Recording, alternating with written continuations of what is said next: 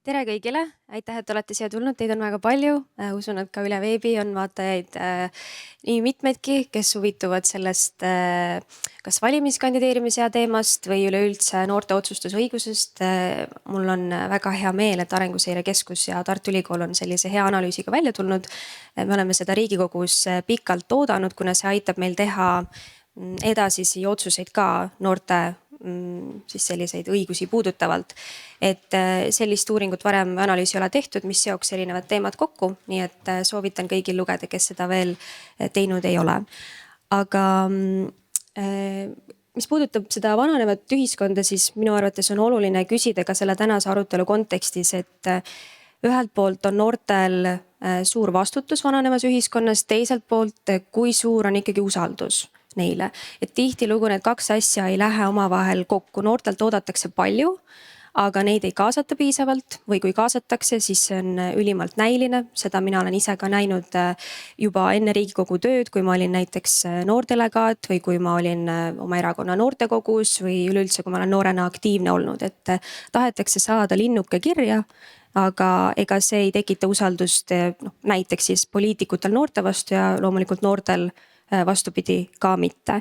Nii et küsimus on kindlasti selles, kui ausad me ise ka selles debatis oleme, mõtlen just täiskasvanutena. Et minu arvates siin on teatavad käärid ja ma loodan, et see tänane arutelu ka jõuab mõningaid neid küsimusi puudutada.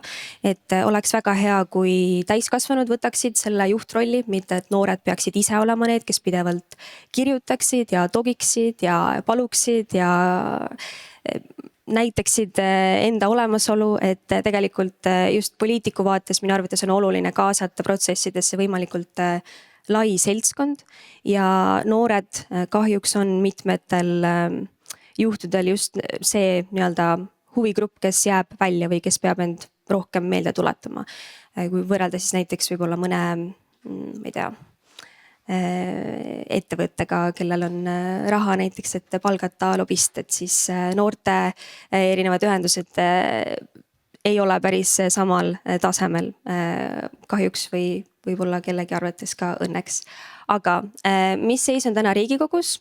Meil on laual siis Europarlamendi valimise kandideerimise ja langetamise muudatus, mis on juba läbinud esimese lugemise ja selle eelnõu algatamisele kirjutas alla üle poole Riigikogu liikmetest.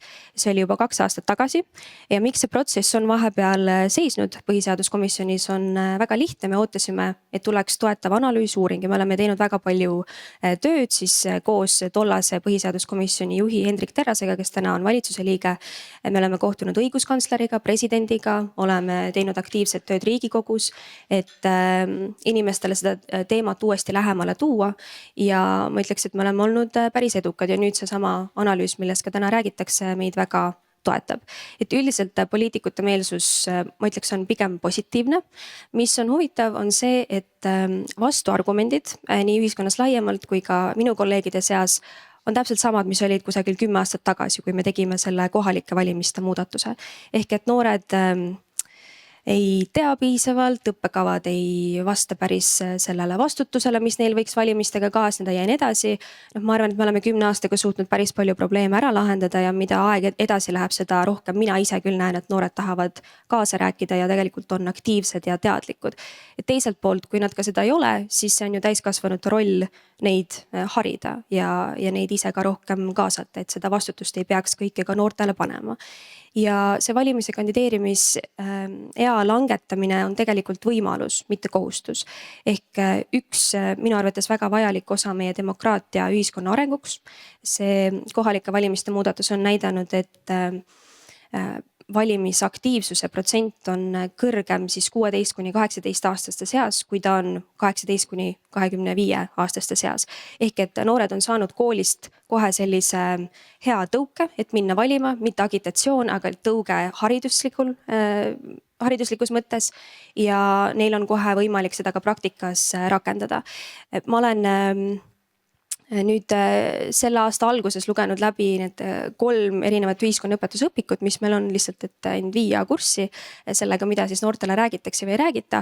Ja seda peab küll tunnistama, et kõikidest valimistest ja poliitikast üleüldse võiks rääkida veel rohkem ja laiemalt. Et õppekavade muudatus ilmselt on ka ühel hetkel tulemas, keegi siit haridusinimestest võib rääkida. Ma ütleks, et üldiselt on sellega väga hästi. Murekoht on võib-olla laiemalt selles, et kui palju ühiskonnaõpetuseks on üldse aega koolis ja mida noored sealt päriselt kaasa saavad ja kui praktiline see õpe on. Aga sisulise poole pealt ma probleeme ei näe, et eks see on selline protsess ja meil on ka tegelikult seal eelnõus üks selline väike punkt sees, mis kirjeldab seda, et me tahaks haridust siis ka parendada eesmärgiga, et noored oleksid teadlikumad neid valikuid tehes. Praegu see on siis Riigikogu poolne plaan, kõigepealt Europarlamendi valimised, vaatame, kuidas läheb Riigikogu valimistega. Selle jaoks on tarvis 2 koosseisu ja praegu on aasta valimisteni, natuke vähem isegi. Oluline on, et erinevad huvigrupid, kas noored ise või teised inimesed siin saalis ka, et keda see teema puudutab ja kes selle eest tahab seista, et te siis hoiaksite ka seda üleval. Et Riigikogus on meelsus üldiselt positiivne ja hea. Mina olen veendunud, et enne jaanipäeva see muudatus juba jõuab siis kõik lugemised läbida, ehk et aastal 2029 on võimalik ka 16-aastastel Europarlamenti valida ja 18-aastaselt kandideerida. See puudutab seda poliitilist osa, aga üleüldiselt meil on ka palju muid teemasid laual, mis puudutavad haridust, mis puudutavad laiemalt otsustusõigust ja ma usun, et tänane arutelu kindlasti jõuab neid erinevaid aspekte puudutada ja loodan, et te olete aktiivsed, küsite küsimusi, eriti noortelt.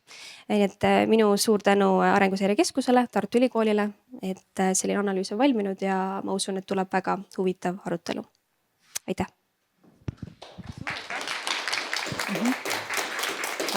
Enne kui ma su ära lasen, ma korra täpsustan selle üle, et see eelnõu, mis langetab valimisiga ja kandideerimisiga Europarlamendi valimistel, valimisiga ilmselt 16 peale, aga kandideerimisiga 18. Selge, oluline info, oluline teada. Ja sama mudel, mis meil on kohalikel valimistel.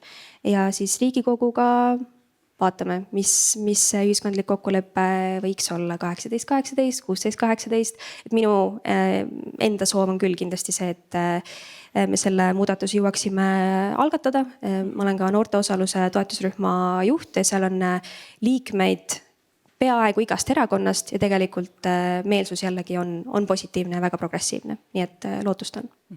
Suur aitäh!